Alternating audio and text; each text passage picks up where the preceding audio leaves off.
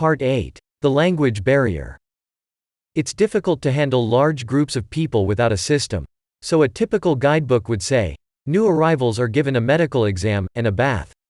Those who carry disease are quarantined. Their old clothes are deloused or burned, and they are issued new clothing. Their hair is cut. They are fed. And people are split into smaller groups. Maybe I'm describing how slaves were handled when they first arrived in America. Maybe I'm describing how immigrants were treated when they first arrived at Ellis Island. Maybe I'm describing how recruits are processed when they join the military. The same events take place in each scenario. Sometimes it's difficult to communicate, so individuals are often handled physically, such as putting baby oil on their skin to help keep the flies off. People who speak the same language would understand the reason behind it, and would be able to do that themselves. Can you imagine how this would be interpreted for those individuals who don't understand the language?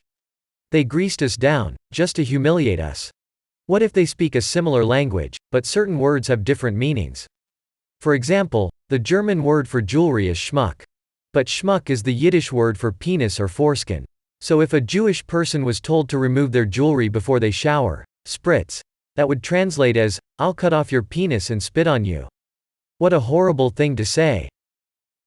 Many times, we only hear one side of the story. To challenge the narrative is considered taboo. But here are a few stories I think are worth investigating. Edward Covey was a farming consultant and an efficiency expert. He used his farm to monitor working conditions and record productivity. He often worked alongside the men, to make sure they took regular breaks and weren't overworked. Then he would report his findings to other farmers, so they would be able to expect the maximum output, without pushing their men too hard. Sometimes, Mr. Covey would step away from the workers, to see if they would continue working without supervision. Those who thought it was a good time to slack off were surprised to find Mr. Covey watching them from behind a tree or crouching in the tall grass. Those workers were reprimanded accordingly. One such worker was a 16-year-old named Frederick Douglass. Apparently Douglass had never done any farm work before, so he was sent to Mr. Covey's farm to learn. One of the first tasks given to Frederick was to collect firewood. He was provided with an ox and a cart. That morning, he headed out to the woods, thinking he would be unsupervised, but we know Mr. Covey must have been watching him, as was his habit to do so. Frederick wasted the entire day, accomplishing no work at all. Then he invented an excuse by breaking the cart and blaming the ox for it.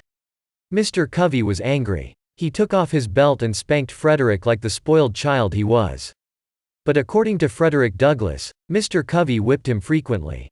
At least that's what he claimed until confronted by witnesses. Unable to exaggerate the stories, he began to tell people how he stood up to Mr. Covey, fought back, and ran away. Frederick Douglass described his escape as if he had to run through the bushes at night, and hide his scent from bloodhounds. But in reality, his family gave him a train ticket, and he rode it to a town in Maryland, just 20 miles away.